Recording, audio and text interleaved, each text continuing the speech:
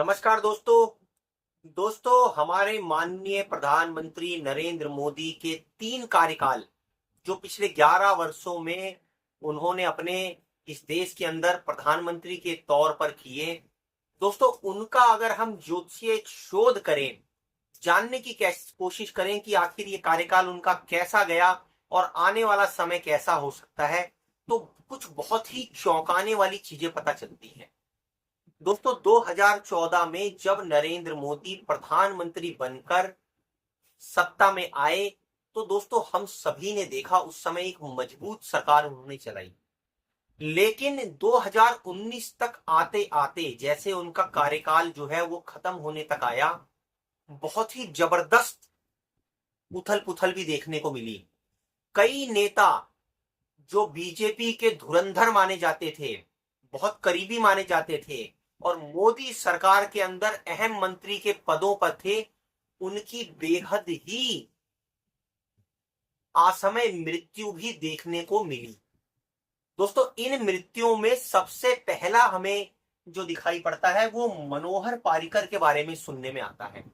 दोस्तों मनोहर पर्रिकर, जिस तरह से उनकी छवि थी एक ईमानदार व्यक्तित्व वाले नेता की, और उनको नरेंद्र मोदी ने जिस तरह से रक्षा मंत्री बनाया था उनकी ईमानदार छवि के चलते, अचानक ही दोस्तों उनके स्वास्थ्य में कुछ ऐसी जो है समस्याएं सुनाई दी मीडिया के अंदर की वो हुई हैं, और उसके बाद बेहद ही दुखद घटना सुनाई दी 17 मई 2019 को कि उनका दुखद देहांत हो गया है। उसके बाद दोस्तों अरुण जेटली, जो मोदी की सरकार में वित्त मंत्री थे, नोटबंदी भी इन्हीं के वित्त मंत्री रहते हुए हुई थी।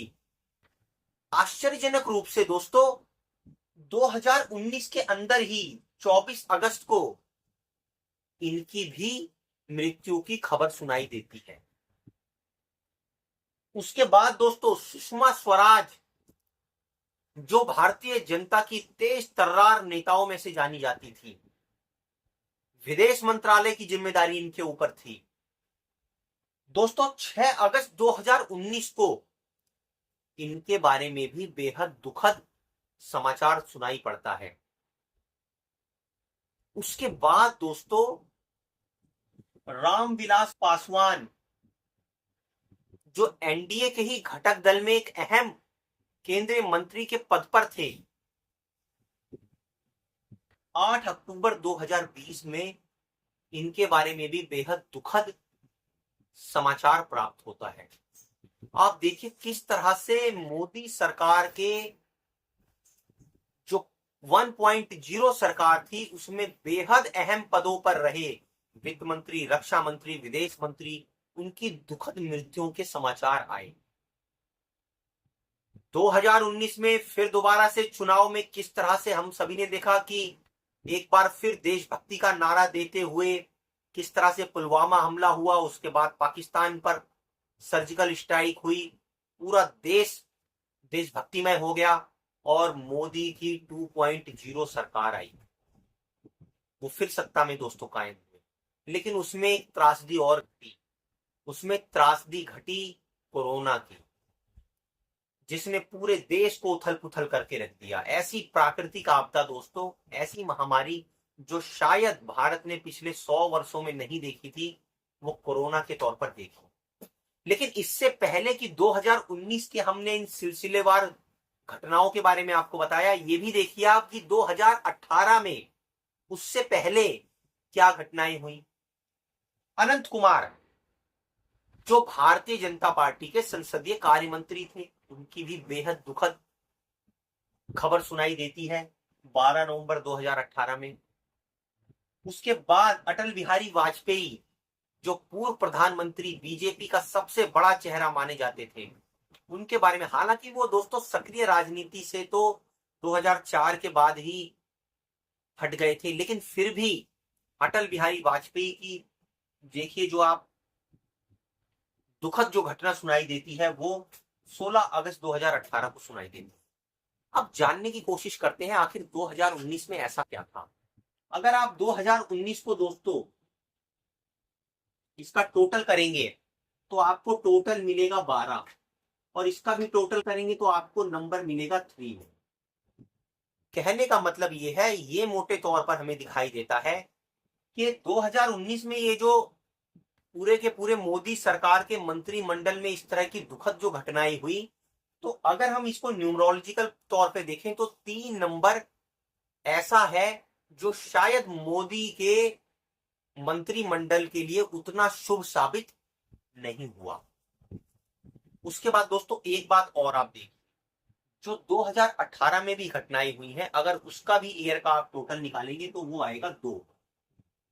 कहने का मतलब ये गुरु का नंबर, ये चंद्र का नंबर उतने अच्छे परिणाम देता हुआ मोदी की पूरी सरकार को दिखाई नहीं पड़ता है।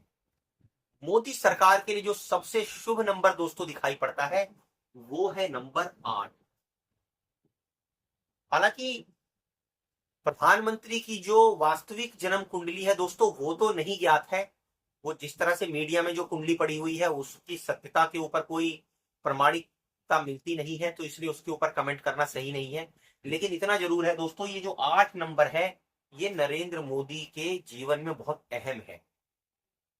और ये जो साल दोस्तों बीत रहा है उस साल का आप टोटल देखिए 2025,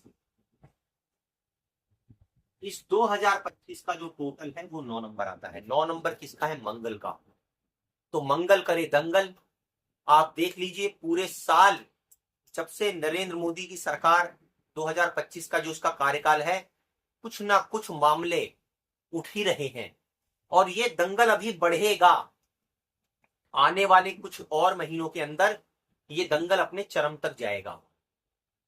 ये 9 नंबर, ये 3 नंबर, ये 2 नंबर, ये उतने शुभ नहीं दिखाई देते हैं मोदी सरकार के लिए जितना शुभ 8 नंबर दिखाई देता है। और दोस्तों ऐसी संभावनाएं भी अंक ज्योतिष के हिसाब से दिखाई पड़ रही है कि आने वाले अगस्त, सितंबर, अक्टूबर के महीने में बहुत कुछ राजनीतिक तौर पर, सामाजिक तौर पर उथल पुथल होने की संभावनाएं हैं। और आप देखिए ये जो सितंबर का महीना है, क्योंकि इस साल का टोटल भी 9 है और सितंबर का महीना भी 9वां है, तो खास तौर से इस 9वें महीने के अंदर आपको कुछ बेहद ही जबरदस्त चौंकाने वाली खबरें सुनाई दे सकती हैं। खास तौर से सितंबर की 5 तारीख, 8 तारीख, 3 तारीख, 9 तारीख, इन तारीखों के अंदर दोस्तों, या ऐसी तारीखें जिनका टोटल ये नंबर आता है, बहुत ही जबरदस्त तरीके से आपको कुछ ऐसे घटनाक्रमों का पता चलेगा जिससे आप चौंक जाएंगे। और इन नंबरों में 8 नंबर भी दोस्तों शामिल है। हालांकि हम दोस्तों यही कामना करते हैं कि हमारे प्रधानमंत्री की आयु लंबी हो, हमारे जितने भी देश के कैबिनेट में बैठे हुए मंत्री हैं उनकी आयु लंबी हो। लेकिन भविष्य में क्या छुपा हुआ है दोस्तों, ये हम में से किसी को भी पता नहीं होता, सिर्फ उसका अनुमान भर हम लगा पाते हैं। उसी अनुमान के तौर पर हमारी ये कामना है कि आने वाला समय पूरे देश के लिए, सरकार के लिए, विपक्ष के लिए और सभी भारत जन के वासियों के लिए शुभ हो और अच्छे परिणाम लेकर आए। इसी कामना के साथ हम अपनी वीडियो का अंत करते हैं। हमारी वीडियो को लाइक और सब्सक्राइब जरूर कीजिए।